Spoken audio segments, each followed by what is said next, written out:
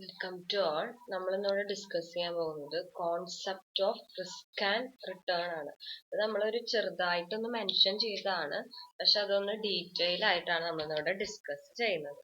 First one, എന്താണ് return? നമ്മൾ ഒരുപാട് മുമ്പുള്ള വീഡിയോസിലൊക്കെ പറഞ്ഞതാണ്. റിട്ടേൺ എന്ന് പറഞ്ഞ എന്താണ്? Income received on an investment or the yield we are expecting from investment. അതിനെയാണ് നമ്മൾ എന്ത് പറയുന്നത്? റിട്ടേൺ എന്ന് പറയുന്നത്. ആക്ച്വലി റിട്ടേൺ എന്ന് പറഞ്ഞാൽ it has two components, that is the income received on investment plus change in market price. അതായത് നമ്മൾ മേടിച്ച സെക്യൂരിറ്റിയുടെ പ്രൈസിൽ ഉണ്ടാകുന്ന difference plus the regular cash flow received from ഇൻവെസ്റ്റ്മെന്റും ചേർന്നതാണ് എന്ത്? റിട്ടേൺ എന്ന് പറയുന്നത്. ഈ മാർക്കറ്റ് പ്രൈസിൽ ഉണ്ടാകുന്ന ചേഞ്ച് സാധാരണ നമ്മൾ പെർസെൻറ്റേജിലാണ് എക്സ്പ്രസ് ചെയ്യാറ്. 10% ഇൻക്രീസ് ചെയ്തു, 20% ഇൻക്രീസ് ചെയ്തു. സോ റിട്ടേൺ എന്ന് പറഞ്ഞാൽ അതിന് രണ്ട് കോമ്പോണൻസ് ആണ് ഉള്ളത്, ഈൽഡും ക്യാപിറ്റൽ ഗെയിനും. ഈ ഈൽഡ് എന്ന് പറഞ്ഞാൽ എന്താന്ന് വെച്ചാൽ അതാണ് ശരിക്കും ഈൽഡ് ആണ് most common form of return എന്ന് പറയുന്നത്. അതായത് it is the periodical cash flow or income on the investment. അതായത് പീരിയോഡിക്കലി നമ്മൾ റിസീവ് ചെയ്യുന്ന ക്യാഷ് ഫ്ലോനെയാണ് നമ്മൾ എന്ത് പറയുന്നത്? yield എന്ന് പറയുന്നത്. അത് may be either in the form of interest from bonds or dividend from stock. Whatever it is, the regular periodical cash flows received from investment is known as yield. Then വരുന്നതാണ് capital gain എന്ന് പറയുന്നത്. Capital gain എന്ന് പറയുന്നതാണ് എന്ത്? Change in market price. അതായത് നമ്മൾ മേടിച്ച സെക്യൂരിറ്റിയുടെ പ്രൈസിൽ ഉണ്ടാകുന്ന difference. It may be an increase, increase in the price or decrease in the price. So capital gain or loss, അതായത് നമ്മൾ appreciation in the price of asset or security ആണെങ്കിൽ, അതായത് if the price of security increased we called it as capital gain. If it reduced we called it as capital loss. അപ്പൊ അങ്ങനെ രണ്ട് components ആണ് എന്തിനുള്ളത്? റിട്ടേണിന് ഉള്ളത്, yield and capital gain. Next വരുന്നതാണ് എന്ത്? എക്സ്പെക്റ്റഡ് റിട്ടേൺ എന്ന് പറയുന്നത്. അത് റിട്ടേണിന്റെ ഉള്ളിൽ തന്നെയുള്ള ഒരു കോൺസെപ്റ്റ് ആണ്. നമുക്കറിയില്ല, നമ്മൾ ഇൻവെസ്റ്റ് ചെയ്യുമ്പോൾ ഏത് എമൗണ്ട് ആണ് നമ്മൾ റിസീവ് ചെയ്യാന്നുള്ളതിന് എന്തില്ല, ഒരു ഷുവർട്ടി ഇല്ല. So we will expect or there can be some of possibilities. So നമ്മൾ എന്ത് ചെയ്യുന്നു? റിസൾട്ട് എക്സ്പെക്ട് ചെയ്യുന്നു. ആ എക്സ്പെക്റ്റഡ് റിട്ടേൺ എന്ന് പറഞ്ഞാൽ ശരിക്കും നമ്മൾ പ്രോബ്ലം ചെയ്യാൻ വേണ്ടിയിട്ട് യൂസ് ചെയ്യുന്ന ഒരു ടേം ആണ്. അത് നമ്മൾ പോസിബിലിറ്റീസ് അല്ലെങ്കിൽ പ്രോബബിലിറ്റീസ് യൂസ് ചെയ്തിട്ടാണ് നമ്മൾ എന്ത് ചെയ്യുന്നത്? എക്സ്പെക്റ്റഡ് റിട്ടേൺ ഐഡന്റിഫൈ ചെയ്യുന്നത്. അതായത് ഒരു ഇൻവെസ്റ്റ്മെന്റിന്റെ മുകളിൽ 10 രൂപ കിട്ടാനുള്ള പ്രോബബിലിറ്റി എത്രയാണ്? അപ്പൊ അതെന്താണ്? ആ 10 ഇൻറ്റു പ്രോബബിലിറ്റി ചെയ്താൽ we will get the expected return. So expected return എന്ന് പറഞ്ഞാൽ weighted average of possible return with the weights being probabilities of occurrence. നമ്മുടെ പോസിബിൾ റിട്ടേണിന്റെ വെയ്റ്റഡ് ആവറേജിനെയാണ് നമ്മൾ എന്ത് പറയുന്നത്? എക്സ്പെക്റ്റഡ് റിട്ടേൺ എന്ന് പറയുന്നത്. ആ വെയ്റ്റ് എന്ന് ഉദ്ദേശിക്കുന്നത് probability of occurring that return ആണ്. ഇത് ശരിക്കും പ്രോബ്ലം ചെയ്യാനുള്ളതാണ്. നമുക്ക് മാക്സിമം തിയറീസ് ഓൺലൈനിലൂടെ ഡിസ്കസ് ചെയ്തിട്ട് പ്രോബ്ലം അവസാനത്തേക്ക് വെക്കുകയാണ്, കാരണം നമുക്കത് ഓഫ്ലൈൻ ആയിട്ട് കിട്ടുന്നതായിരിക്കും കൂടുതൽ നല്ലത്. സോ എക്സ്പെക്റ്റഡ് റിട്ടേൺ കാണാനുള്ള formula sigma x in p of x ആണ്. Sigma x into p of x. X എന്ന് പറയുന്നത് എന്താണ്? വാരിയസ് ലെവൽ ഓഫ് റിട്ടേൺ ആണ്. പി ഓഫ് എക്സ് എന്ന് പറഞ്ഞാൽ പ്രോബബിലിറ്റി ഓഫ് വാരിയസ് റിട്ടേൺ. ഇനി നെക്സ്റ്റ് അപ്പൊ റിട്ടേൺ എന്താന്ന് പറഞ്ഞു? റിട്ടേൺ എന്ന് പറഞ്ഞാൽ എന്താണ്? Actually the income received on investment plus change in market പ്രൈസിനെയാണ് നമ്മൾ എന്ത് പറയുന്നത്? റിട്ടേൺ എന്ന് പറയുന്നത്. രണ്ട് കോമ്പോണൻസ് ആണുള്ളത്, yield and capital gain. yield എന്ന് പറഞ്ഞാൽ periodical cash flow, capital gain എന്ന് പറയുമ്പോൾ എന്താണ്? Appreciation in price of asset. Next വരുന്ന ടോപ്പിക് ആണ് റിസ്ക് എന്ന് പറയുന്നത്. റിസ്ക് എന്ന് പറഞ്ഞാൽ ശരിക്കും variability between the expected and actual return ആണ്. ആക്ച്വൽ റിട്ടേണും എക്സ്പെക്റ്റഡ് റിട്ടേണും തമ്മിലുള്ള ഡിഫറൻസിനെയാണ്, അല്ലെങ്കിൽ ഒരു വാരിയേഷൻ ഉണ്ടാകുന്ന ചാൻസിനെയാണ് നമ്മൾ എന്ത് പറയുന്നത്? റിസ്ക് എന്ന് പറയുന്നത്.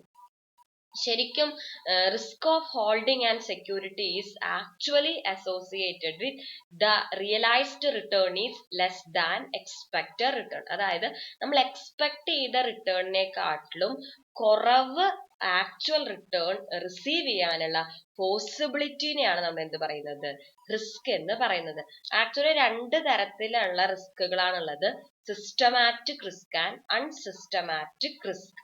സിസ്റ്റമാറ്റിക് റിസ്കിന്റെ വേറൊരു പേരാണ് അൺഡൈവേഴ്സിഫൈഡ് ഓർ അൺകൺട്രോളബിൾ റിസ്ക് എന്ന് പറയുന്നത്.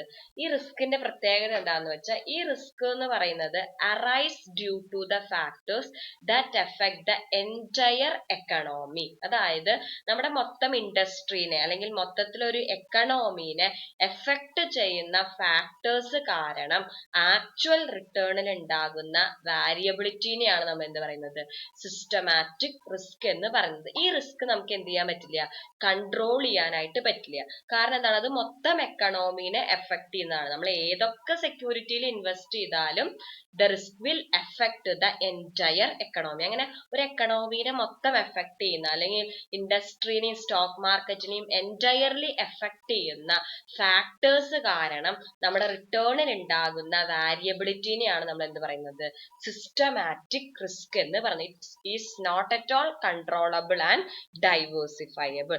അത് കൂടുതലും ഉണ്ടാകുന്നത് എക്കണോമിക് ഫാക്ടേഴ്സ് ആയിരിക്കാം, അല്ലെങ്കിൽ പൊളിറ്റിക്കൽ ആൻഡ് സോഷ്യോളജിക്കൽ ചേഞ്ചസ് ആയിരിക്കാം. ഇതൊക്കെയാണ് സോഴ്സ് ഓഫ് സിസ്റ്റമാറ്റിക് റിസ്ക് എന്ന്. Economic changes, political and sociological change, these factors will affect the entire economy, entire market will be crashed because of these factors, so it cannot be controlled. Next വരുന്നതാണ് unsystematic risk. ഇനി variability in return ഉണ്ടാകാവുന്ന വേറൊരു factor ആണിത് unsystematic risk. ഇത് അറിയപ്പെടുന്നത് diversified or controllable risk എന്നാണ്. കാരണം ഈ റിസ്കിനെ നമുക്ക് എന്ത് ചെയ്യാം, കൺട്രോൾ ചെയ്യാൻ പറ്റും. ശരിക്കും ഇതൊരു ഫേമിനെ മാത്രം എഫക്ട് ചെയ്യുന്ന അല്ലെങ്കിൽ ഒരു പെർട്ടിക്കുലർ ഇൻഡസ്ട്രീനെ മാത്രം എഫക്ട് ചെയ്യുന്ന ഫാക്ടേഴ്സ് കാരണം റിസ്ക് എന്താണ്, നമ്മുടെ റിട്ടേണിൽ ഉണ്ടാകുന്ന വാരിയബിലിറ്റി ആണെന്ത്, unsystematic risk. It is actually a portion of total risk that is unique to a firm or industry. ഇപ്പൊ മാനേജ്മെന്റ് ഇൻകാപ്പബിലിറ്റീസ്, കൺസ്യൂമറിന്റെ പ്രിഫറൻസിൽ ഉണ്ടാകുന്ന ചേഞ്ച്, ലേബൽ സ്ട്രൈക്ക്, ഇതൊക്കെ എന്ത് ചെയ്യാം, ഒരു ഓർഗനൈസേഷന്റെ പെർഫോമൻസിനെ എഫക്ട് ചെയ്യാം. ഈ കാരണങ്ങൾ മൂലം നമ്മുടെ റിട്ടേണിൽ ഉണ്ടാകുന്ന ചേഞ്ച് ആണ് എന്ത്, അൺസിസ്റ്റമാറ്റിക് റിസ്ക് എന്ന് പറയുന്നത്. ശരിക്കും അൺസിസ്റ്റമാറ്റിക് റിസ്ക് എന്ന് പറയുന്നത് largely independent of factors affecting security market in general. ഇത് ശരിക്കും ഒരു മാർക്കറ്റിനെ മൊത്തം എഫക്ട് ചെയ്യുന്നതല്ല. It effect only one firm.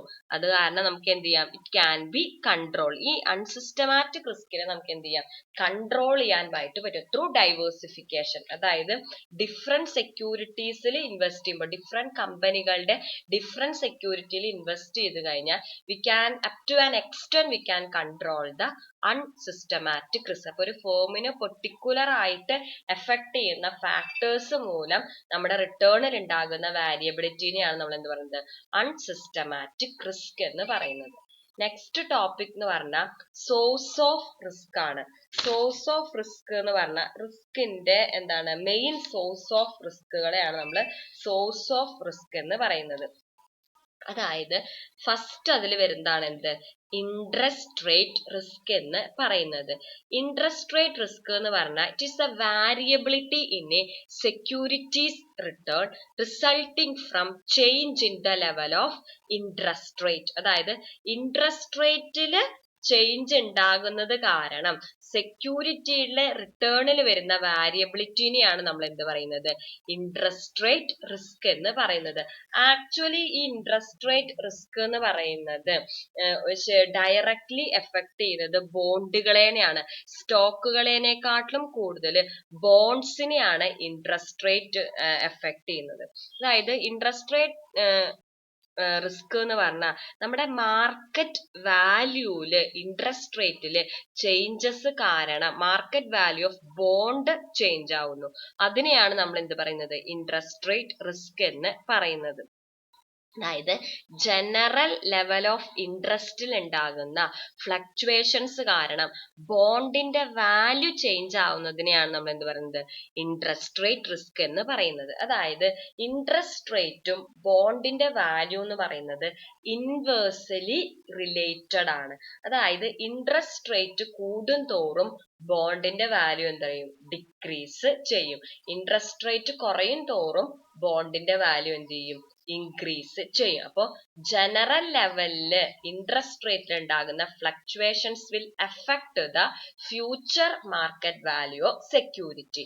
അങ്ങനെ market value of security affect ചെയ്യുമ്പോൾ definitely affect the return. So it cause variability in return. അതിനെയാണ് നമ്മൾ എന്ത് പറയുന്നത്, ഇൻട്രസ്റ്റ് റേറ്റ് റിസ്ക് എന്ന് പറയുന്നത്. സ്റ്റോക്സിനെ ഒക്കെ ഇൻഡയറക്ട്ലി ആണ് എഫക്ട് ചെയ്യുന്നുള്ളൂ. Directly it will affect the bonds and government securities. ശരിക്കും ഇൻട്രസ്റ്റ് റേറ്റ് റിസ്ക് എന്ന് പറയുന്നത് it is the risk that an investments value will change as A result of change in interest rate.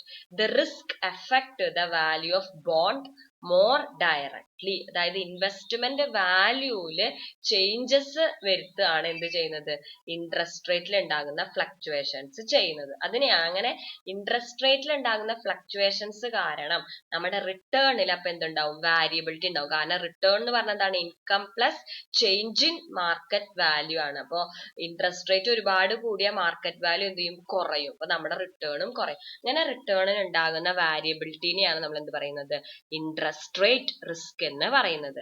Next source of risk എന്ന് പറയുന്നത് purchasing power risk ആണ്. Purchasing power risk എന്ന് പറഞ്ഞാൽ it affecting all securities.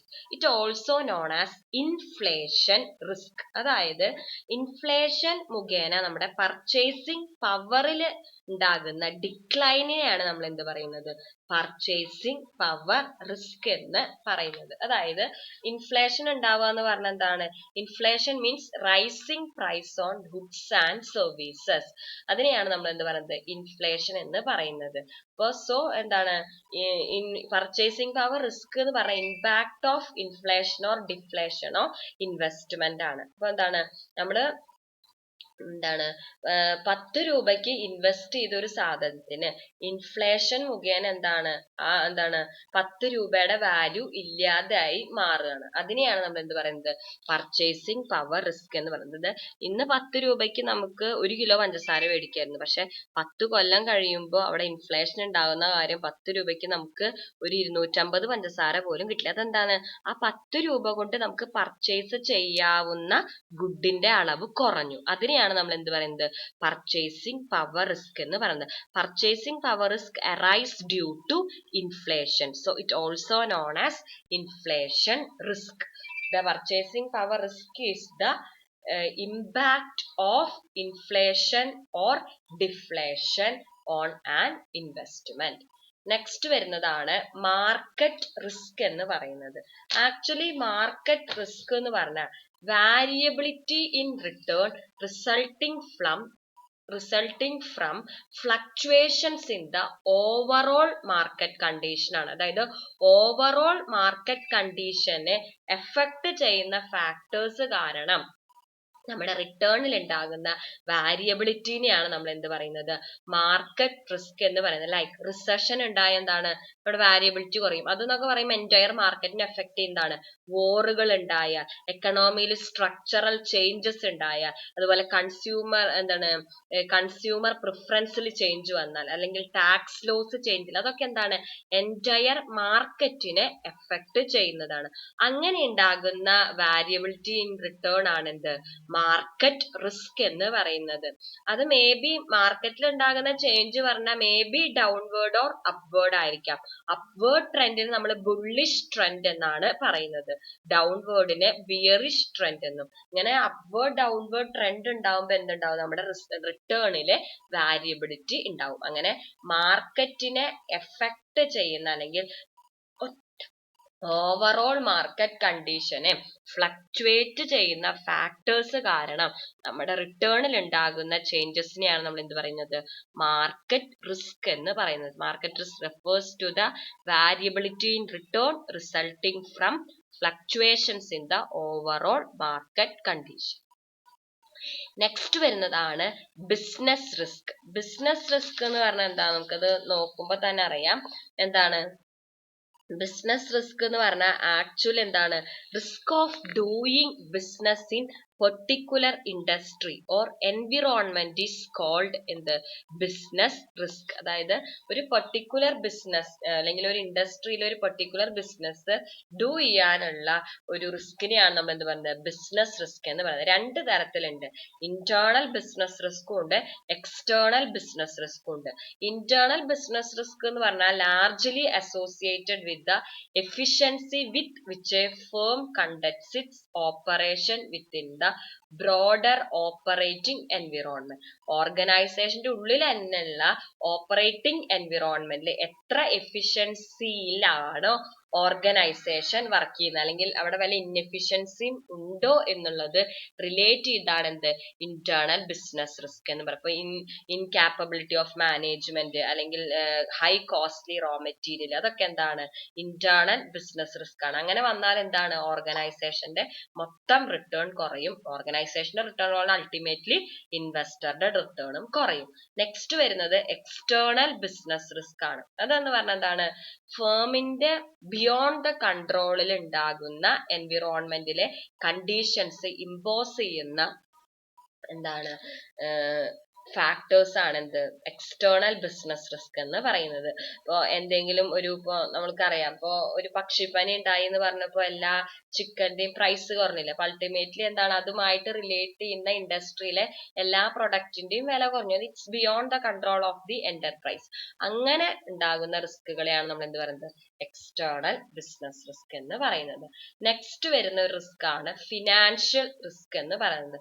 Financial risk എന്ന് പറഞ്ഞാൽ actually associated with the use of ഡെപ്റ്റ് financing. ഇപ്പോ എന്താണ്, നമ്മുടെ മേജർ പ്രപ്പോർഷൻ ഓഫ് അസറ്റ്സും ഡെപ്റ്റ് വഴിയാണ് ഫിനാൻസ് ചെയ്തിരിക്കുന്നെങ്കിൽ there will be large variability in return even if other things being remain. കാരണം എന്താണ്, ഡെപ്റ്റിൽ നമ്മുടെ അസറ്റ്, ഡെപ്റ്റ് സെക്യൂരിറ്റികളുടെ ഒരു പ്രത്യേകതയാണ് എന്ത്, it bear the fixed rate of interest.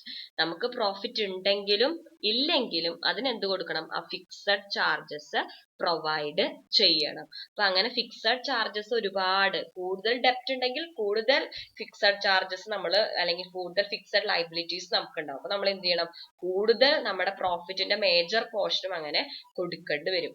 അപ്പൊ അങ്ങനെയാകുമ്പോ എന്താണ്, ഇൻവെസ്റ്റേഴ്സിന്റെ റിട്ടേൺ കുറയാനുള്ള സാധ്യതയുണ്ട്. അതിനെയാണ് നമ്മൾ എന്ത് പറയുന്നത്, ഫിനാൻഷ്യൽ റിസ്ക് എന്ന് പറയുന്നത്. അതായത് presence of borrowed money of ഡെപ്റ്റ് in the capital structure create fixed payments in the form of interest. So financial risk എന്ന് പറയുന്നതാണ് അവോയ്ഡബിൾ ആണ് if the management have the freedom to decide to borrow or not to borrow. ഒരു ഡെപ്റ്റ് financing ഇല്ലെങ്കിൽ it has no financial risk. കാരണം എന്താണ്, അതിനെന്തില്ല, obligation ഇല്ല. അപ്പോ ഒബ്ലിഗേഷൻ അല്ലെങ്കിൽ ആ ഫിക്സഡ് ഫിനാൻഷ്യൽ ചാർജസ് മീറ്റ് ചെയ്യാൻ പറ്റുമോ ഇല്ല, അല്ലെങ്കിൽ മീറ്റ് ചെയ്യാൻ പറ്റാത്തൊരു സാഹചര്യത്തിനെയാണ് നമ്മൾ എന്ത് പറയുന്നത്, ഫിനാൻഷ്യൽ റിസ്ക് എന്ന് പറയുന്നത്. ഫിക്സഡ് ഒബ്ലിഗേഷൻ മീറ്റ് ചെയ്യാൻ പറ്റിയില്ലെങ്കിൽ എന്താണ്, ഇൻവെസ്റ്റർക്കും റിട്ടേൺ ഒന്നും ഉണ്ടാവില്ല. നെക്സ്റ്റ് വരുന്നതാണ് ലിക്വിഡിറ്റി റിസ്ക് എന്ന് പറയുന്നത്.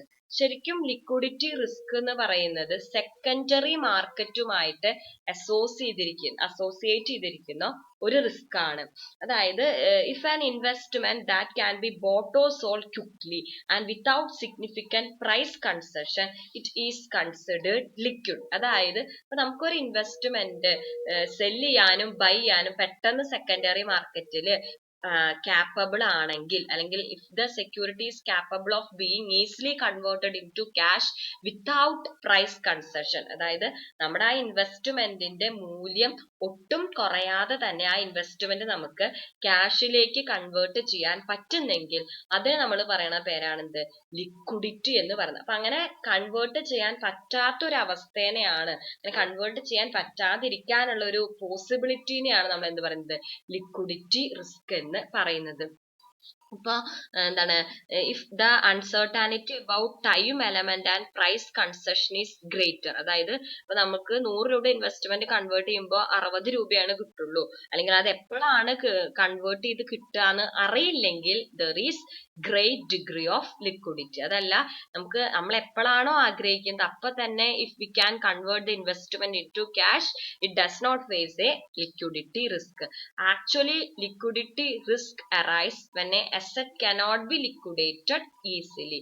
സോ ഒരു ആക്റ്റീവ് സെക്കൻഡറി മാർക്കറ്റ് ഉള്ള ഒരു ഇൻവെസ്റ്റ്മെന്റ് ആണെങ്കിൽ അതിന് എന്തില്ല, ലിക്വിഡിറ്റി റിസ്ക് ഇല്ല. നെക്സ്റ്റ് വരുന്നതാണ് ഫോറിൻ എക്സ്ചേഞ്ച് റിസ്ക് എന്ന് പറയുന്നത്. ഫോറിൻ എക്സ്ചേഞ്ച് റിസ്ക് എന്ന് പറയുന്നത് actually the variability in return on security caused by currency fluctuations ആണ്.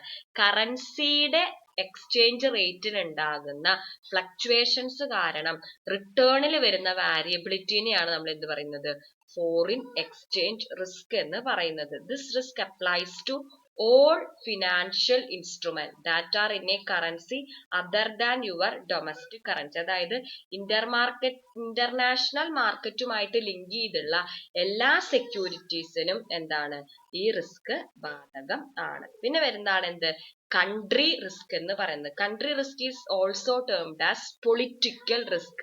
ഇതെന്ന് പറഞ്ഞാൽ നമ്മൾ ഇൻവെസ്റ്റ് ചെയ്തിരിക്കുന്ന മറ്റൊരു കൺട്രിയിൽ ഇൻവെസ്റ്റ് ചെയ്യുമ്പോഴാണ് കൂടുതലും ഈ റിസ്ക് ഫേസ് ചെയ്യുന്നത്. ആ കൺട്രിയിൽ ഒരു മേജർ പൊളിറ്റിക്കൽ അല്ലെങ്കിൽ എക്കണോമിക്കൽ ചേഞ്ചസ് ഒക്വർ ചെയ്യുമ്പോഴാണ് ഈ റിസ്ക് ഫേസ് ചെയ്യുക. അങ്ങനെ ഒരു ചേഞ്ച് ഒക്വർ ചെയ്യുമ്പോൾ it may reduce the value of our investment or it could devalue our investment and reduce overall return. അങ്ങനെ instability in political and economic എൻവിറോൺമെന്റിനെയാണ് നമ്മൾ എന്ത് പറയുന്നത്, കൺട്രി റിസ്ക് എന്ന് പറയുന്നത്. കാരണം ഒരു പൊളിറ്റിക്കൽ പാർട്ടി എടുത്ത പോളിസി ആവില്ല അടുത്ത പൊളിറ്റിക്കൽ പാർട്ടി എടുക്കുന്നത്. അപ്പൊ അടുത്ത ഒരു പൊളിറ്റിക്കൽ ചേഞ്ച് ഉണ്ടാകുമ്പോൾ കഴിഞ്ഞ പൊളിറ്റിക്കൽ പാർട്ടി ഫേവറബിൾ ആയിട്ട് ഒരു ഇൻഡസ്ട്രിക്ക് അനുയോജ്യമായിട്ട് പോളിസി ക്രിയേറ്റ് ചെയ്തിട്ടുണ്ടാവും. നെക്സ്റ്റ് വരുന്നത് അതൊക്കെ പിൻവലിച്ച് it will effect the return in that particular industry. അപ്പൊ country risk is also termed as political risk ആണ്. ഇത് കൂടുതലും ഡെവലപ്പിംഗ് കൺട്രീസിൽ അല്ലെങ്കിൽ അണ്ടർ ഡെവലപ്ഡ് കൺട്രീസ് ആണ് ഫേസ് ചെയ്യുന്നത്. അപ്പൊ നമ്മൾ ഡിസ്കസ് ചെയ്തത് റിസ്ക് ആൻഡ് റിട്ടേൺ ആണ്, ഡിഫറെന്റ് ടൈപ്പ് ഓഫ് റിസ്കും ആൻഡ് സോഴ്സ് ഓഫ് റിസ്കും. Thank U.